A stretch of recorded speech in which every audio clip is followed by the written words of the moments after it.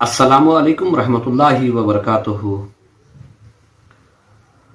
منتیں مانگنا اور وعدے کرنا، یہ دو چیزیں بہت اہم ہیں، لیکن دیکھنے میں انسان کو معمولی نظر آتی۔ آج کل بہت سارے لوگ پریشان ہیں، پریشانیوں کا سامنا کر رہے ہیں، تو یہ دو ہی وجہ ہے جس کی وجہ سے انسان پریشانی کے عالم میں، تکلیفوں میں، مصیبتوں میں مبتلا ہوتا ہے۔ کبھی کبھی تکلیفیں آتی ہیں، گھروں میں مرد ہو یا عورتیں ہوں، وہ فوراً اللہ سے منت کر لیتے، لیکن بعد میں بھول جاتے۔ اب بہت سارے لوگوں سے وعدہ کرتے ہیں، لیکن وعدہ کر کے بھول جاتے ہیں۔ یاد رکھو میرے بھائیوں، جو منت ہم نے اللہ سے مانگی ہے، اگر اسے پورا نہیں کرو گے تو اس کا وبال ہماری زندگی میں آئے گا۔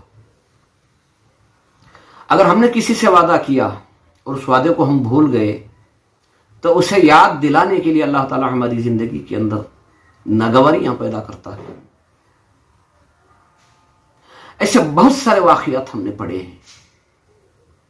ہمارا گزرا ہوا کل ہمارے آنے والے کل کی پرچھائی ہے، ہمارے گزرے ہوئے اعمال ہمارے آنے والے وقت کا نتیجہ ہے۔ منت اتنی مانگو جتنا تم ادا کر سکتے ہو، ورنہ کیا ضرورت ہے؟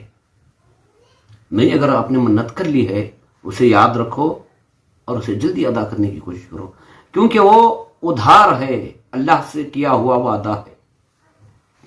اور دوسرا، اگر کسی بندے سے وعدہ کر لیا ہو یا اسے وعدہ دے دیا ہو، اسے بھی یاد رکھو، کیونکہ اگر آپ اس کو ادا نہیں کرو گے تو سامنے والا انتظار میں اسے جتنی تکلیف ہوگی، اس تکلیف کا وبال ہماری زندگی میں آئے گا۔ اس بات کو یاد رکھو، ہمارا گزرا ہوا کل ہمارے آنے والے وقت کی پرچھائی ہے۔ ہم نے کچھ اچھا کیا ہے تو کل ہمارے ساتھ بھی کچھ اچھا ہوگا۔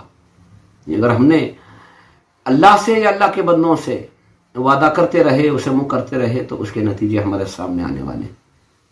آج کل کچھ لوگ جو پریشانیوں کا سامنا کر رہے ہیں، تو اس کی دو ہی وجہ ہے میرے بھائیوں، یا اللہ سے وعدہ کیا ہے اسے پورا نہیں کیا، یا بندوں سے وعدہ کیا ہے جسے پورا نہیں کیا۔